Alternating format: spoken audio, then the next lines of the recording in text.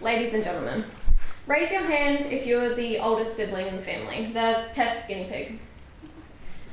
Now, raise your hand if you're the forgettable middle child, the one who is just another face in the family. Now, ladies and gentlemen, raise your hand if you're the superior, most loved baby of the family. Tonight, I'm going to be sharing my experience of being the baby in the family and diving into the privileges of being the youngest. Number one, it was never my fault. Growing up with 3 older sisters, it was interesting. We would fight over a Bratz doll, losing in Wii Sport, or not getting to act as Gabriella when we watched High School Musical. Of course, me being the annoying young sister would always start these arguments. But don't worry, it was never my fault because I wasn't mature enough to understand, unlike my 3 older sisters who should know better. Number 2, rules relax. Life is easier. Now, I don't know whether my parents have just given up after 3 kids or they have learned how to deal with teenagers, but let's just say rules are a little bit more flexible for me than what they were for my sisters. Ask any 3 of them and they will back me up when I say I can do more without the punishment. For instance, no phone after 9:30 p.m. became a simple knock on the bedroom door at 10:30, politely asking me to turn off my phone, and since my mum is in the crowd, I'm going to say that I always follow that rule.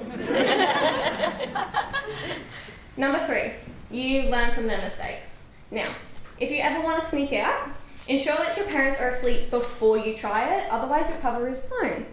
Bet my sister wished she knew that one before trying. Now, I'm not saying I would ever sneak out because I'm definitely not game enough, and as I said, my mum is in the crowd.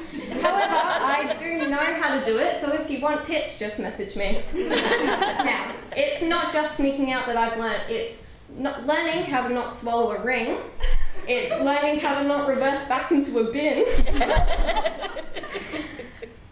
Practice makes perfect, and in this case, my sisters are the practices, and mine is always a successful outcome. Number 4, high school survival 101. Coming into high school, I was nervous. I was a short girl walking into an area filled with tall buildings, and a group of people who seemed to have a growth spurt unlike me. But luckily for me, I learnt about high school before coming in. I learnt the best food at the tuck shop, which is definitely the Chicken Devils.